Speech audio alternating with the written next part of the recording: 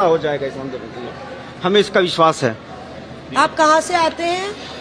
मैं हरियाणा से हूँ और जो किसान आंदोलन है उसमें मैं शरीक रहा हूँ और किसान संगठन को यहाँ रिप्रेजेंट कर रहा हूँ।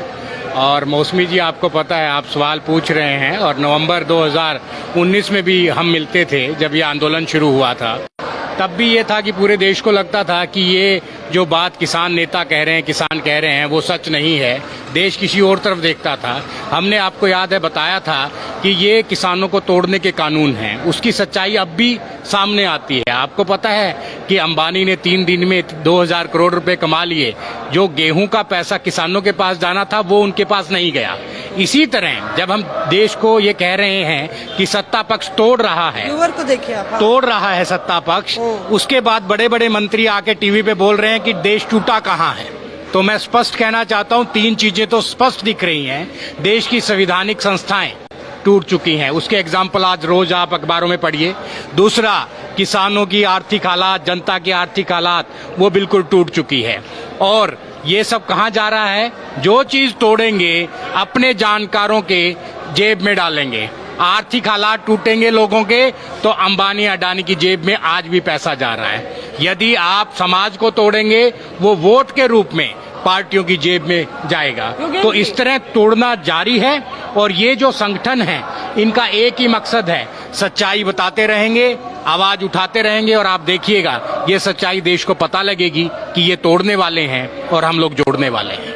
पर ये मैं योगेंद्र जी, फिर यही सवाल आता है कि क्या आप लोग कांग्रेस को सपोर्ट कर रहे हैं? ये सत्ता परिवर्तन की लड़ाई है, क्योंकि कहीं ना कहीं इसको सियासत से तो जोड़ा जाएगा।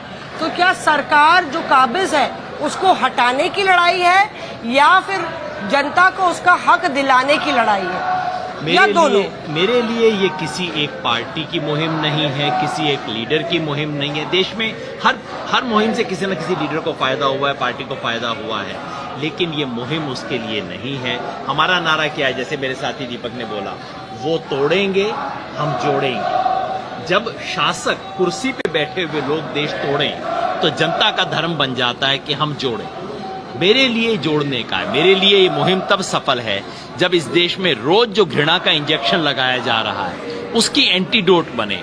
जनता देख के कहे, ना फालतू की बात बोल रहे हैं, देखो बेरोजगारी इनसे सिमट नहीं रही, महंगाई सिमट नहीं रही, इसलिए हिंदू मुसलमान कर रहे हैं। जिस दिन इस देश की जनता ये कहना शुरू कर दे, हिंदू ना मुसलमान, बस किसान नौजवान, मेरे लिए सफल है। उसके बाद जो इलेक्शन जीते, जो प्रधानमंत्री बने, वो बड़ा सवाल नहीं है। इसलिए मैं कहता हूं, मेरे लिए ये यात्रा भारत को भविष्य से जोड़ने की यात्रा है, लोक को तंत्र से जोड़ने की यात्रा है, क्योंकि आज तो तंत्र चढ़ा हुआ है लोक के सर पे, और गण को राज्य से जोड़ने की बात है।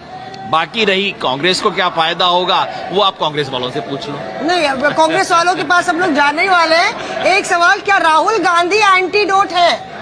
आपने एंटीडोट बोला, क्या राहुल गांधी वो एंटीडोट हो सकते हैं? शरद पवार ने भी कहा कि कांग्रेस के बगैर विपक्ष खड़ा नहीं हो सकता, क्योंकि आप पॉलिटिकल पार्टी से भी जुड़े हैं। तो ये सवाल लाजमी है।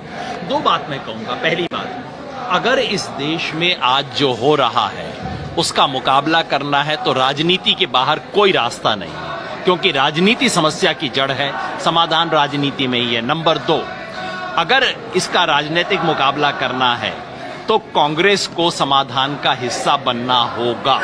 कांग्रेस के बगैर कोई सोचता है, मैं नहीं कह रहा खाली कांग्रेस से हो जाएगा, सवाल ही नहीं, देश के आधे इलाकों में तो कांग्रेस है ही नहीं, लेकिन कांग्रेस को नजरअंदाज करके इसका एंटीडोट नहीं निकाला जा सकता। क्या राहुल गांधी वो एंटीडोट बनेंगे? मैं इसको ऐसे देखता हूं, जिस एंटीडोट की जरूरत है, क्या उसमें राहुल गांधी भी कुछ कंट्रीब्यूट करेंगे? हाँ। उनकी स्पीच सुनता हूं तो मुझे लगता है कि हाँ, वो बोल रहे हैं। इस देश का एक नेता है जो खुल के इस देश को डिवाइड करने की राजनीति के खिलाफ खड़ा होकर मुंह से बोल रहा है। आप अरविंद केजरीवाल को सुन लो, वो मेरे पुराने मित्र हैं। अरविंद जी तो वो भी तो बोल रहे हैं। वो अरविंद केजरीवाल ने, दोस्तवाद नहीं होना चाहिए। अरविंद केजरीवाल ने बिल्किस बानो सवाल पे एक शब्द बोला है। उनके अपने राज्य में, दिल्ली में जब दंगे हो रहे थे, क्या अरविंद केजरीवाल वहां जाके खड़े हो गए सिर्फ इतना कि भाई बहुत बुरा हो रहा है, मुझे बुरा लग रहा है? आप नहीं कर सकते।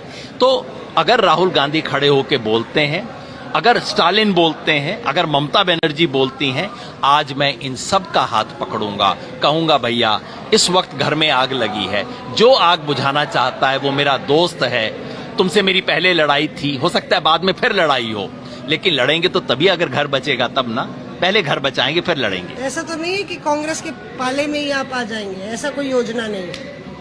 अब आपको मुझसे ज्यादा पता हो मेरे बारे में तो हो सकता